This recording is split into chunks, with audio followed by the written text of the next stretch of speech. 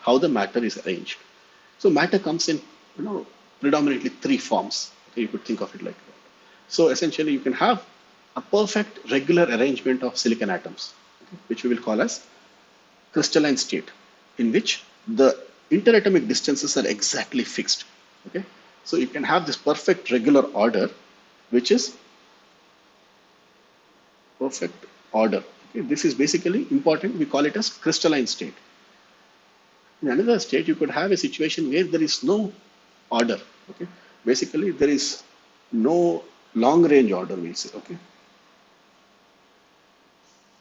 basically there is, I mean, there is not even short range order here actually. So the atoms are randomly distributed, and this is called as amorphous state.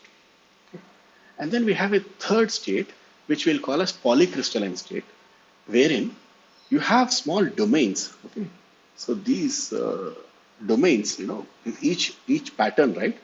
Domain having short range order, short range order. That means the relation between atoms is fixed, that the distances are fixed perfectly. Then it's a short range. You have a short range domain, but then if you go to long ranges, there is no order. They're all randomly aligned. So that is called as polycrystalline. It's consisting of many, many small crystals. So this is a polycrystalline state. And it makes a big difference whether, you know, a material is in which state, right? So for example, silicon that we use in our electronic devices is always in the crystalline state. We like the crystalline state most. Okay. Sometimes we use polycrystalline silicon, but that we will talk about later. But we like crystalline state so much so that it is a very, very highly pure form of silicon.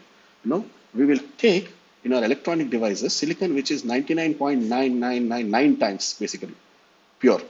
This is a percentage of purity. If you look at 1 billion atoms, there might be one single impurity in that. That is the level of perfection, perfect purity we use for our electronic devices. All right. So fine, you have these states, but how are they arranged? That makes a big difference. Okay, if you look at silicon, uh, it it forms what is known as a diamond lattice. A diamond lattice is simply represented here.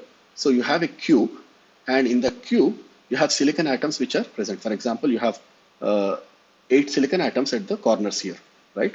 So in the corners of the cube you have 8 silicon atoms, and then you have 6 silicon atoms at the faces of the center of the face. Like a cube has 6 faces, so side, top, bottom, and so on. So you have 6 faces.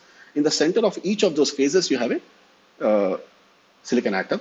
And then there are 4 atoms which are in the interior, in the diagonal, along the diagonals of the unit cell. Okay, this particular thing is called as a unit cell.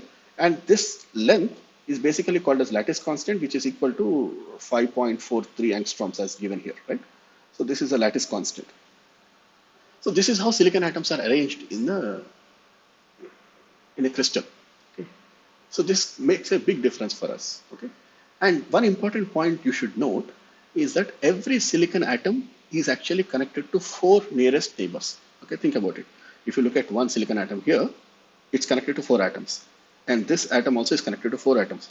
The ones which are in the corners, they're also connected to 4 atoms, but from the neighboring unit cells. You know, one already, you know, there is one connection here, and then there is one connection here, one connection here.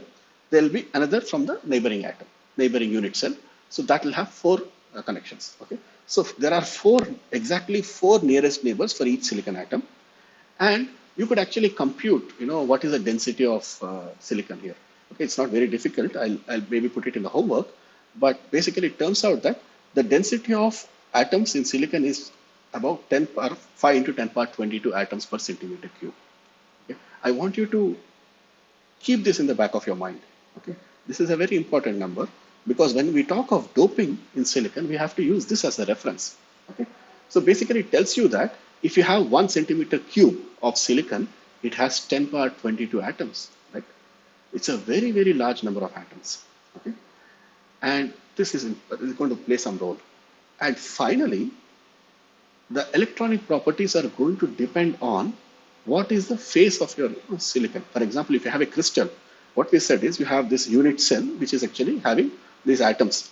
And now if you take a bulk piece of silicon, it is essentially consisting of these unit cells which are arranged in this form, right?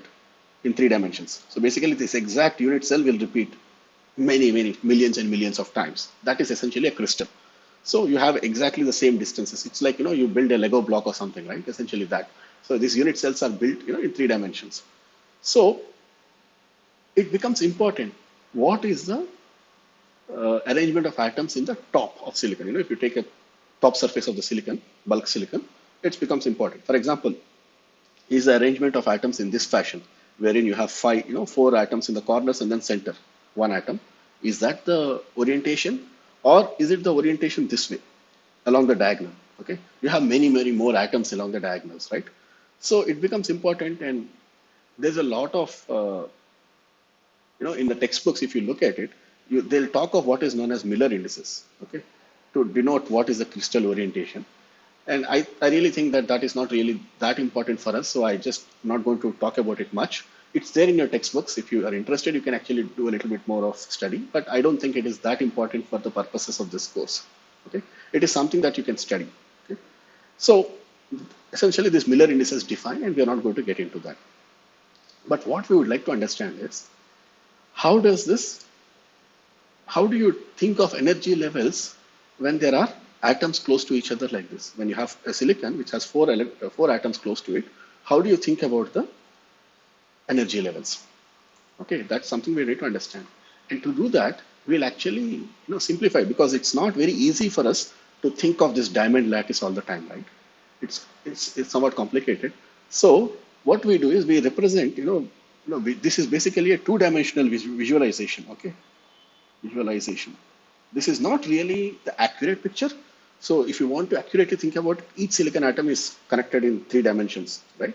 Like tetrahedron, in the corners of a tetrahedron are silicon atoms, and the center is what you have, right? So it's difficult to think about it. So what we'll do is we'll represent in a 2D picture like this. So what we are doing here is, each of this is basically a silicon atom.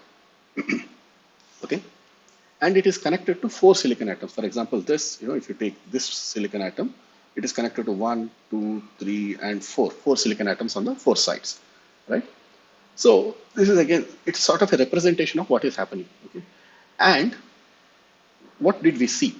We saw that silicon atom has, in the outermost shell, 4 electrons. Okay, there are 8 available states, but 4 electrons, and that is not really a stable form. We know from our basic chemistry that the atom always tries to have the fully filled shell. That is the most stable form, right? That's why argon is very stable, right? So silicon also tries to get 8 electrons in the outermost shell. How does it achieve that? So if you want to represent, I can maybe represent, like, I can put a minus here to denote electron. There are 4 electrons in this silicon, okay? But it has 8 states. How does it get 4 more electrons? Well, it shares with the neighbor. So this guy has a 4 electron, this guy has this guy has 1 electron, 1 electron, 1 electron. So these 4 electrons from the neighbors are shared, and they form a covalent bond. Okay? And the covalent bond is represented in this picture by these lines. Okay? These lines are representing your covalent bond. Okay. So once this covalent bond happens, because of the sharing, you see that each atom of silicon has 8 electrons. For example, if you count here, there are 2 lines here, there are 2 lines here, 2 lines here, 2 lines here. So each atom of silicon has 8 electrons, so it is in a stable situation, stable configuration. Okay? So this is a simple 2D visualization. It is not exact picture. Exact picture, you have to talk about the diamond lattice. But for us, later on we will try to remove one silicon and put something else, that we call as doping. And then what happens if you actually break one of these bonds, right? Because, let's say this bond is broken. What does it mean? If the bond breaks, that means your electron can go somewhere else. It's not bound to the lattice, but it can freely move about. Okay. So this is again an important thing. We will talk about it in the next lecture. But for now, let us complete the understanding of how to get energy bands. Okay. So now we understood individual silicon atoms, right? We said that, okay, there is these discrete energy levels which are formed, and then you can call it 1s, 2s, and so on, and all that. That is fine. But what happens when I bring 2 silicon atoms close to each other? Is it the same thing? Okay. It turns out that, well, it's not that simple. But before I get into those details, I would like to tell you how a silicon lattice can be represented. Okay. So we already saw this, when we said that each silicon atom has a potential of the form 1 over R. Okay, so this is 1 over R, and then you have silicon atoms which are arranged in an arrangement, right? Some arrangement basically. It could be some distances depending on the phase of the, which phase we are talking about. There will be different arrangements, but in effect you have a perfect order, right? This distances are known to you. Okay, so you have these atoms, each of which is essentially a potential well, and all of them are essentially next to each other. When you have such a scenario, what happens is these are very strong potentials, but then because of the interactions, the effective potential becomes like this: effective potential due to silicon atoms, right? Neighboring silicon atoms, you have this. So this is sort of similar to basically a series of potential wells. Okay, for example, here this region 2 basically is a barrier, right? Region 1 is basically a potential well. Okay, so what we are saying is, of course, this is the real situation, real, how the potential will look like. But if you want to solve this, it's going to be very, very tedious, and you have to do it using a computer. You can't do it manually. Okay, so we approximate, okay, we approximate this real potential using basically a series of barriers and wells, and this we call as Kronig-Penney model. Okay, so you see the beauty. So we know how to solve a finite potential well, right? And now simply this is a series of potential wells. That's all.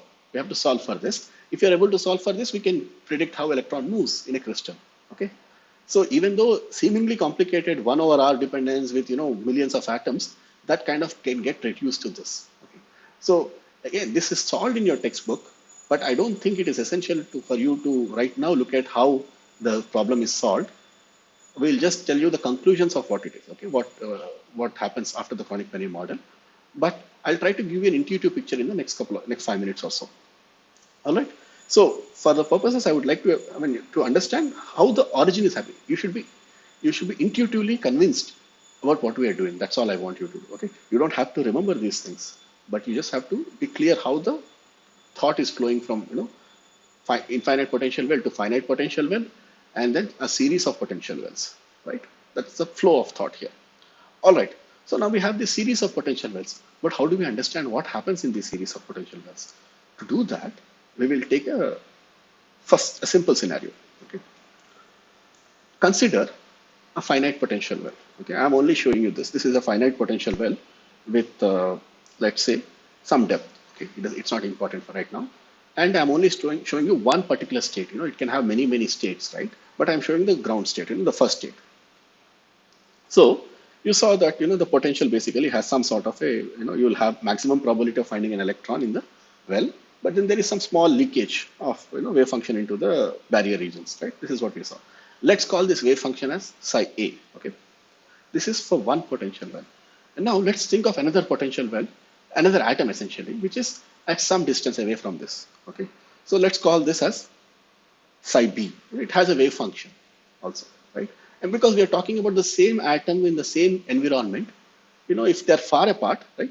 When this distance is large, right? And let's call this distance as d. Okay, when d is large,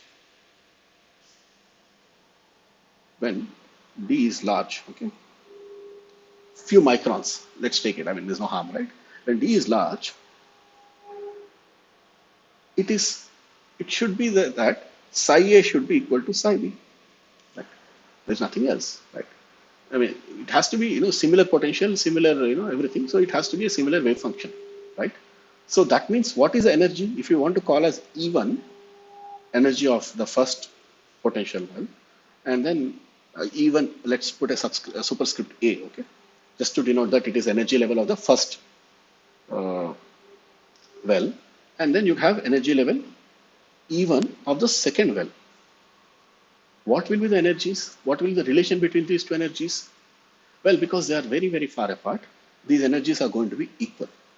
Okay, so we will call this as basically degenerate energy levels. Okay, now if you have three potential wells, what happens? Well, you will have three degenerate levels. If you have four potential wells, If you have, you'll have 4 degenerate levels. And if you have n potential wells, implies you have n degenerate energy levels. Okay. Well, I'm only showing you one particular state, right? E1, right? That's, you can have similar things for E2, E3, and so on. Each of these energy levels will be n-fold degeneracy. Okay, we'll have n-fold degeneracy. That's the term we use. Okay, technically. All right. So far, so good. But what happens if I start reducing the distance d? Okay, when I reduce the distance d, when d reduces, there is interaction, right? There is interaction of wave functions, isn't it? Because these are finite potential wells, there is some penetration of the wave function into the barrier region, and then as you bring these two things closer, there'll be more and more interaction, right? So what happens because of that? Well, to understand that, we have to think about what is the most important thing in the practical world. The probability of finding an electron is important. Okay, so since we said this was psi a, right? This is psi a. So psi a has a probability of psi mod psi a square. Will minus psi a satisfy? If I consider minus psi a, will it satisfy the Schrodinger equation? Of course it will, right? So what happens is, when you start having these two potential wells, the overall wave function is going to be a superposition of individual wave functions. Okay, there will be a linear combination of wave functions. So I'll say my overall wave function psi is going to be C1 times psi A plus C2 times psi B. This is a linear combination of wave functions. Okay. Now what can happen is, you can have a situation where both these wave functions are positive. Okay. So I can have a situation where this is, I'll say this is positive and this is positive. Okay, that is one solution that is allowed. You can also have a situation where this is negative and this is positive and this is negative. Okay, you can have other combinations as well. Well, right now let us just stick to these two states. Okay, so when you have these two combinations, you'll have wave functions which turn out to be in the form that is shown. The green one, we will call it a symmetric wave function. Symmetric. I mean, this is additional detail. I mean, it's not really necessary for you right now, but anti-symmetric wave function. So as the d reduces, the probability, if your d is large, the probability, let me call it psi symmetric and psi anti-symmetric. Okay, let's call it these two functions. The shapes are different, right? When d is large, the probability of psi symmetric square, right? I mean, the probability of finding an electron in this way is equal to psi anti-symmetric. There is no difference when d is large. Okay, but when you have the distance reducing, then they'll start interacting and the probability will slightly be different. Okay, because of which you will have two energy levels which are having a small difference in energy. Okay, so this I'm running out of space here, so I'll just show the energy levels here. Okay, I'll call this as delta E. So what we're saying is, as D reduces, delta E increases. Okay, there is more and more difference. As you bring the wave functions closer, there is more interaction, because of which the probability psi symmetric mod square is not equal to psi symmetric psi anti-symmetric, right? So I can say the energy levels are basically delta E is basically E anti-symmetric minus E symmetric. Okay, so as D reduces, delta E increases. Okay, so this is what physically you would expect it to happen. Okay, so one level essentially has become two non-degenerate levels. Okay, so in the first situation, let me try to add a page here. Okay, so let me zoom it in this way. So in the first situation, right, you had independent or non-interacting. That's a better word. Okay, non-interacting potentials. Non-interacting potential wells. When you have non-interacting potential wells, you have basically delta E is equal to 0. I mean, there is no difference in energies. So basically, you have if you have n potential wells, right? N potential wells, n wells imply n degenerate levels. Okay. So basically, the energies are all same. They have the same energy level. Okay. But if you have interacting potential wells, then if your interaction is strong, right, the interaction is basically given by what is d, the distance, right, the well spacing, right. If your well spacing d reduces, that is more implies more interaction, right, more interaction. Sorry, interaction. If interaction is more, then delta E, which is simply E antisymmetric minus E symmetric, is going to increase. Delta E is going to increase. That means instead of having, in this case, you had single energy levels, right?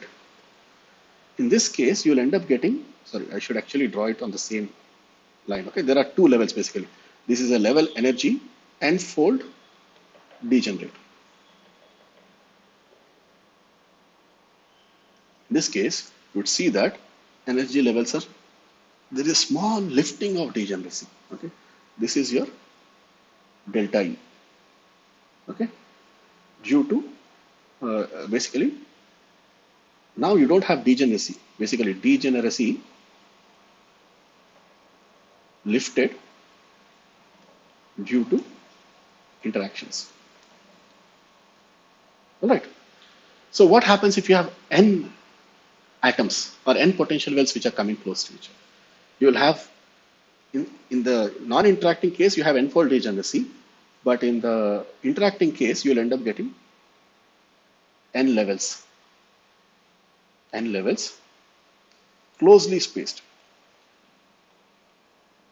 Okay, that's what happens. All right.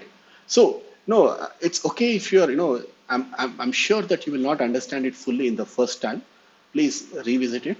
And if you have any questions, we will try to have a interaction one-to-one. You please schedule a interaction whenever the course is running in July. So we will discuss it in greater detail. Okay. So don't be confused if you are, don't be upset if you are not understanding in the first time. I'm actually taking a little bit more of, giving a little bit more of details to actually fill the intuitive picture. Okay.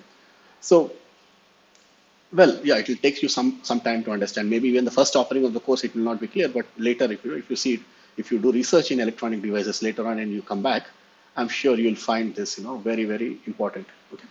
All right. So let's come back. So this is essentially, that's the intuitive picture of what is happening. I just, went one more step ahead, and then actually we calculated these things using the software, and we are showing the results. Okay.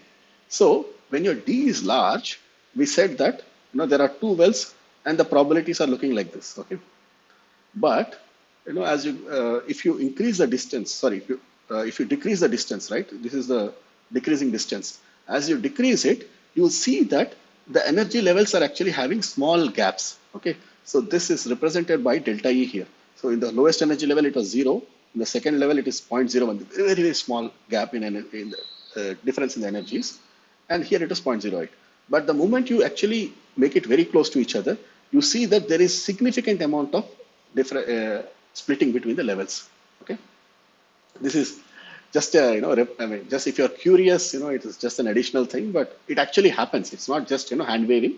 It actually happens. If you calculate it fully, numerically, accurately, you will see this. Okay.